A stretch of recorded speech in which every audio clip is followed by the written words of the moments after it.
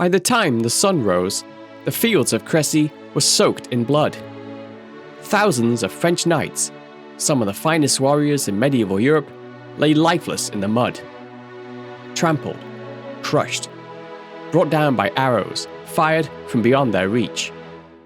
They never even saw their killers. And this wasn't how it was supposed to go. The French had the numbers, the experience, the full pride of a kingdom riding behind them. The English, they had a teenage prince, and a weapon so simple, no one expected it to change the rules of war. But it did. This is a story of how a humble bow broke an army and shattered the world it came from. The longbow wasn't just a weapon, it was a revolution. It had ancient roots, sure, but by the 12th century, it started to turn heads on battlefields across Europe. Still, it was the English who turned it into something extraordinary. This wasn't some clunky old crossbow. No, this thing could fire arrows faster, farther, and with deadly accuracy. In the right hands, it was terrifying. And soon, English longbowmen would become the stars of a battle that would change the course of medieval history. By the time Edward III marched into France in 1346, the longbow wasn't just part of his army, it was its backbone. But this wasn't the weapon's debut. The English had been perfecting it for decades. Flashback to the early days of the 100 Years' War. At the Battle of Sluys, English ships turned the tides with bold, unexpected tactics, crushing the French navy and proving they could strike fear from sea as well as land. But it was Crécy where everything changed. This battle didn't just show off the longbow, it cemented its place in history. Crécy wasn't just another clash between kings, it was a storm waiting to break.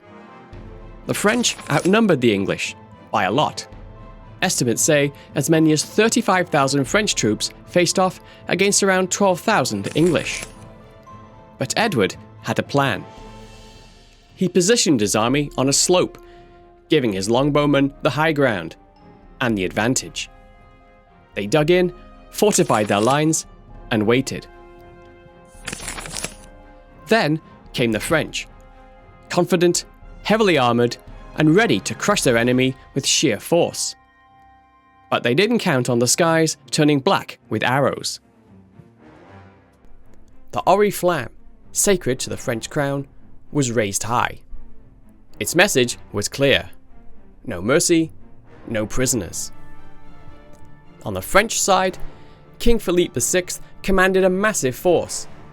Nobles, knights, mercenaries, and the full might of medieval chivalry. At the front, the Genoese crossbowmen, hired from Italy, were meant to soften the English lines. Behind them, wave after wave of armoured cavalry, led by dukes and lords hungry for glory. Among them was Charles of Alençon, Philip's brother, and John, the blind king of Bohemia, both determined to lead from the front. Edward III had taken a strong position on high ground. At his side was his 16-year-old son, Edward of Woodstock, soon to earn the name the Black Prince. He would command the English right wing in his first major battle. Their forces were divided into 3 formations, a mix of infantry and dismounted knights at the centre, flanked by thousands of longbowmen arranged in deadly wedges. And they weren't just standing there. They had fortified the line with trenches, stakes, and pits, designed to break up charges before they ever got close. And with that, the French army surged forward, late in the day, unknowingly marching into one of the most decisive and disastrous clashes of the Middle Ages. As the French army advanced, dark clouds gathered.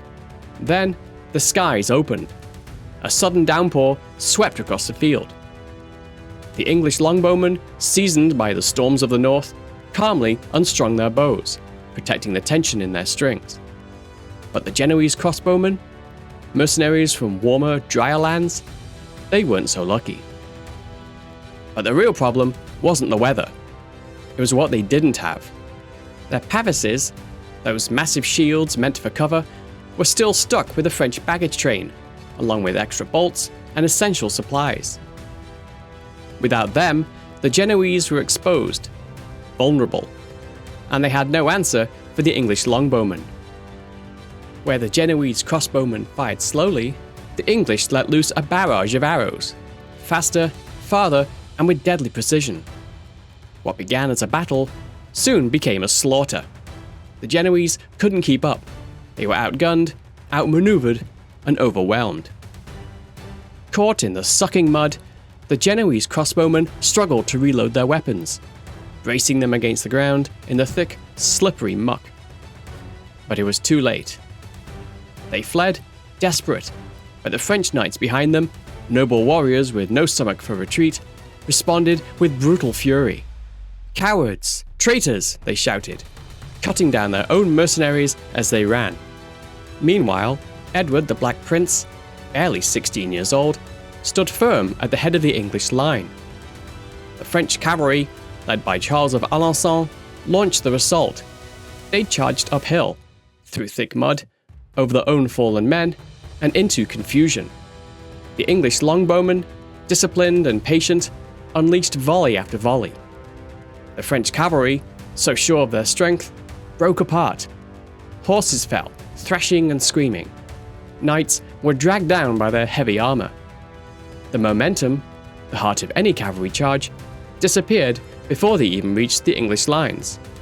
When the two forces finally collided, it was brutal, pitiless. Men were trampled, crushed, suffocated in the mud. Alençon himself fell, dead before he could even reach the English ranks. But still, the English held firm. They moved forward with cold precision, finishing off the wounded, scavenging arrows from the fallen. Edward, ever the strategist, held back his reserves, reinforcements only to be sent when absolutely necessary. And then came a charge led by Blind Man, King John of Bohemia. His reins tied to those of his knights, he galloped into certain death, a tragic figure charging into legend. By nightfall, the field was a sea of bodies, men and horses alike, strewn across the mud.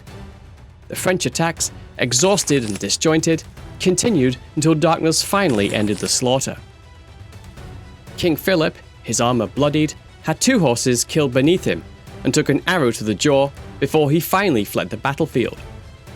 The Oriflamme, the sacred banner of France, was lost.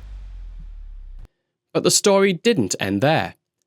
The next morning, fresh French troops, unaware of the massacre, stumbled onto the field. Now mounted, the English charged again, emboldened and relentless. Few Frenchmen escaped. And so, in the mud of northern France, with the shriek of arrows and the thunder of hooves, the face of warfare changed forever. A feudal system, built on chivalric charges and noble honor, met the cold, precise logic of range, terrain, and discipline. The Battle of Crécy didn't just end with victory, it marked the birth of a new kind of war.